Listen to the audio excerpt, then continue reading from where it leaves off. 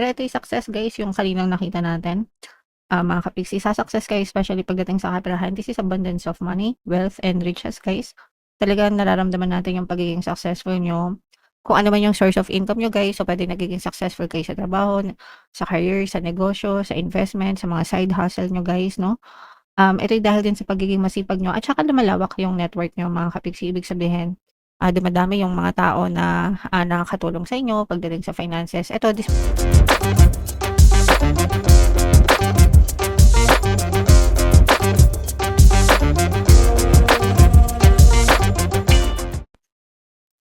hello guys, hello Virgo, welcome back to Pinoy Pixie Tarot. Ang pamagat ng episode natin for tonight is monthly horoscope. Para yung May para sa Virgo, Sun, Moon, Rising sign, and Venus. So,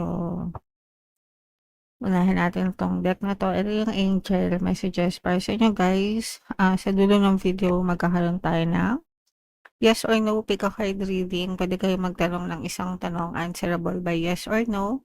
Tapos titingnan natin yung sagot ng tarot sa inyo. So, ito yung deck na gagamitin natin mamaya. Sa dulo ng video yan guys. Kaya make sure na tapusin nyo yung video hanggang sa dulo. So, unahin natin to mga kapiks. Ito yung angel messages para sa inyo. So, if you believe, at saka itong trust guys, magkasama ito. You have to trust the universe, trust the divine, trust the universe, trust the divine, trust the process. And kailangan mong maniwala, no? The more na naniniwala ka sa mga dasal mo, the more na nagkakaroon ka ng faith, the more na magmamanifest yung mga dinadasal mo or yung hinihiling mo kasi nai-eliminate yung worries, yung fears, mga kapiksi.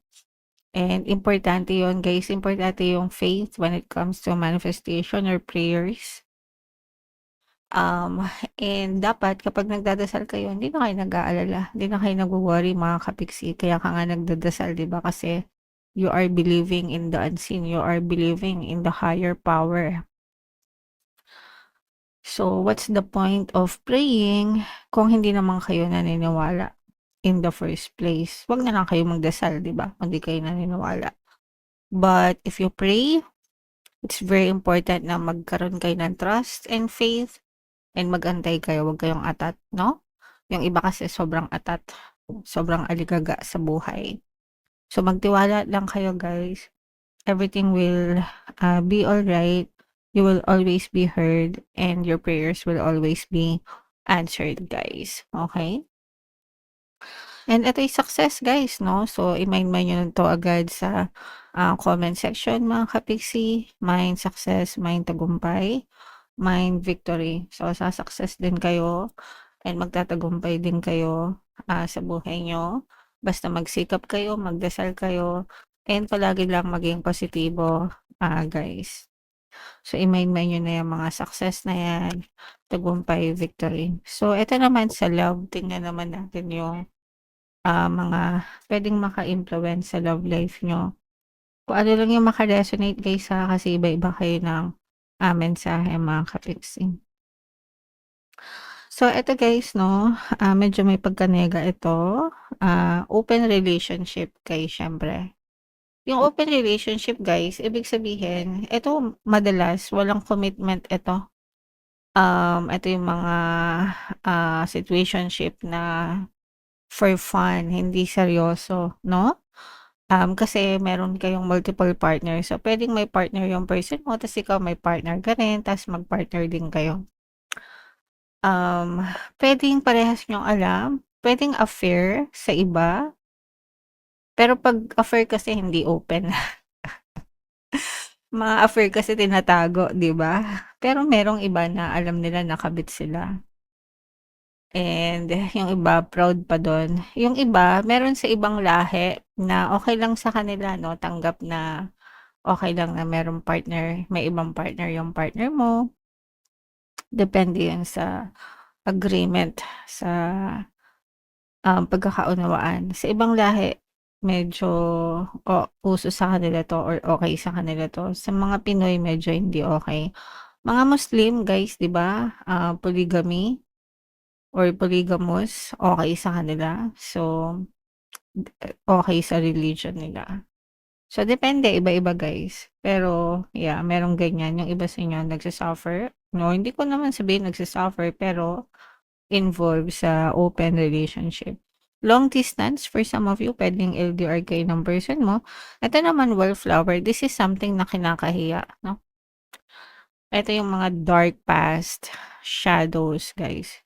Yung mga something na hindi kayo proud of. Pwedeng nagawa mo in the past or nagawa ng person mo in the past na pwedeng nauungkat mga kapiksi and pwedeng nakakasira sa relasyon.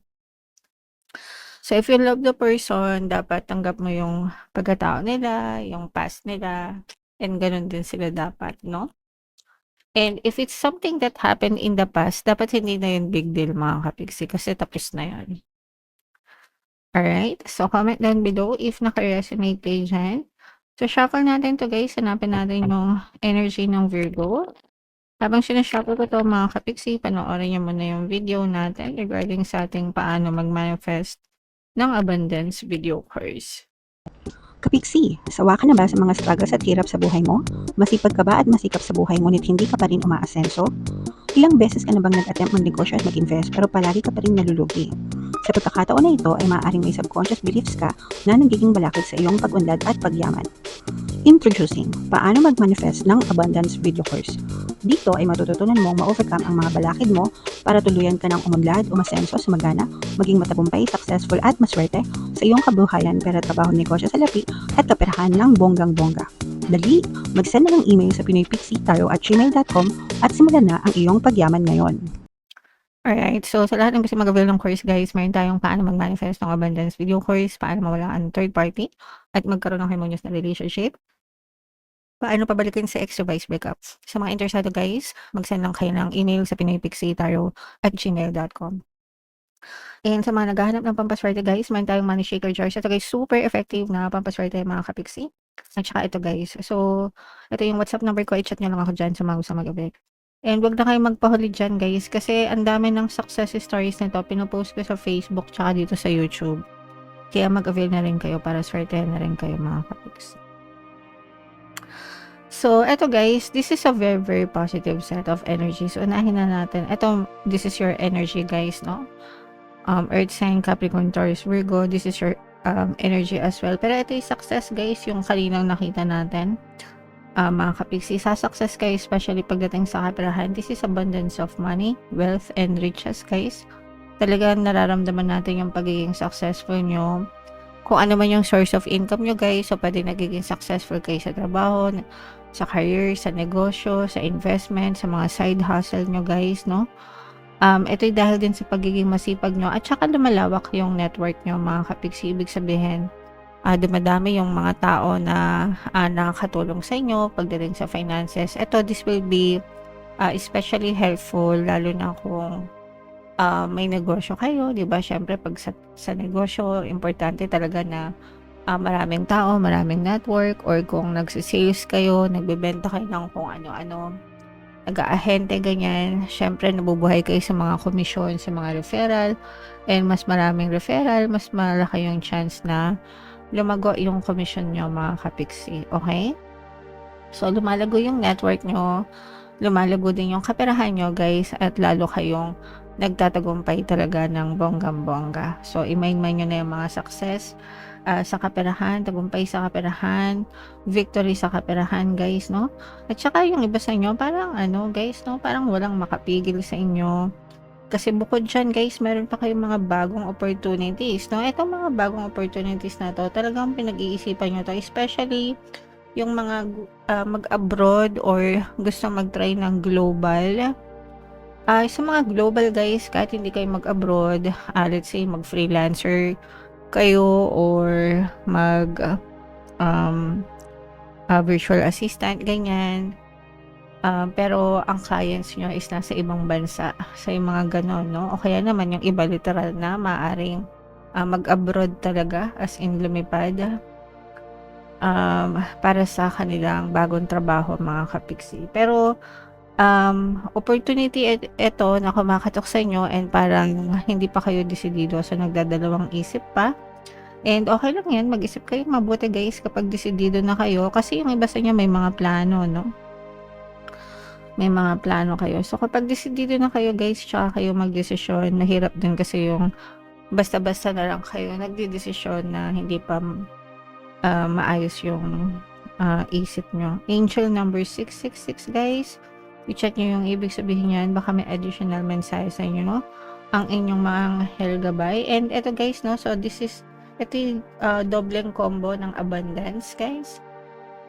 Abundance na sa kaperahan, abundance pa sa pag-ibig. Yung pag-ibig guys, this is love, connection within the family, family bonding, family relationship guys, no? So maganda yung energy sa loob ng tahanan, tulong-tulong, na nagiging inspirasyon, nagsisilbing inspirasyon at lakas, no? Kaya mas lalong tumitibay and mas napapaganda din yung inyong financial status, mga kapiksi.